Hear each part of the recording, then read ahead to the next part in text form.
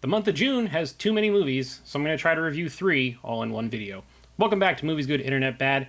I'm Cory, and this is my review of Predator, Killer of Killers, Ballerina, from the world of John Wick, and the Phoenician Scheme.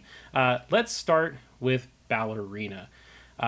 If you didn't know, it's from the world of John Wick.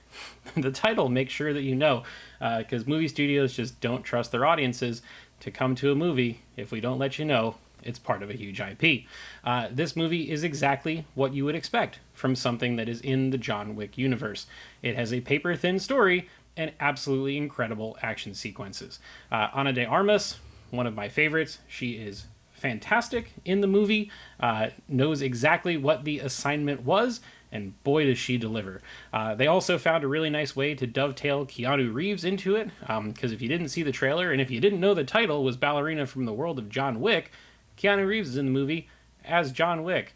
The movie takes place at the same time as John Wick Chapter 3, so it doesn't mess with any continuity as to what happens in those movies.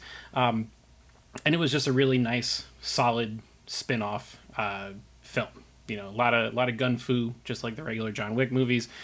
Lots of over-the-top violence, grenades, flamethrowers, all the guns. Just really, really wonderful stuff. I would recommend seeing it with a loud set of speakers, just so you get we call it the liver shiver, when the subwoofers kick in and you feel your organs kind of getting moved around. But yeah, definitely worth your time if you're into that sort of film.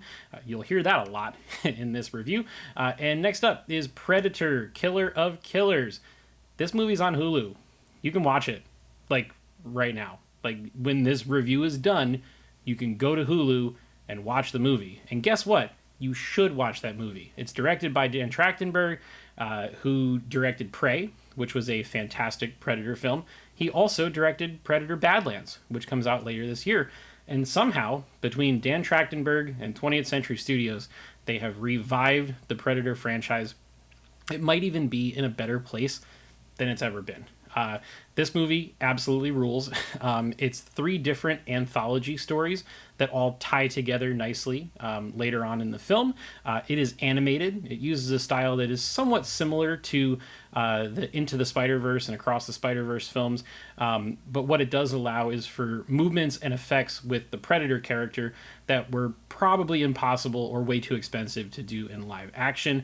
I thought it was really great, and just violent, gory, beautiful Predator stuff.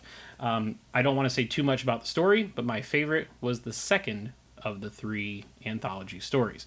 And then moving on to what feels like the ultimate anthology filmmaker is Wes Anderson and his The Phoenician Scheme.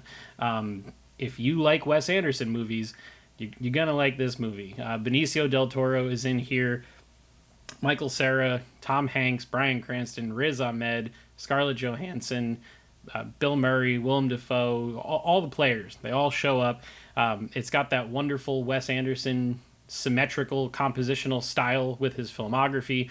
Bruno Delbonnel shot the film, did an absolutely great job. All the beautiful textures, great practical sets, dolly shots everywhere. All the dolly shots, all the spinning camera shots, very typical Wes Anderson.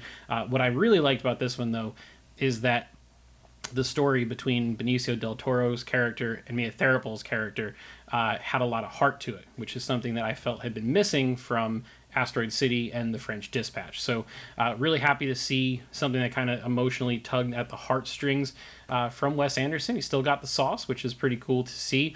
Definitely worth seeing on the big screen to kind of bask in all the glory of that cinematography and all those fun camera moves. So, and you know what?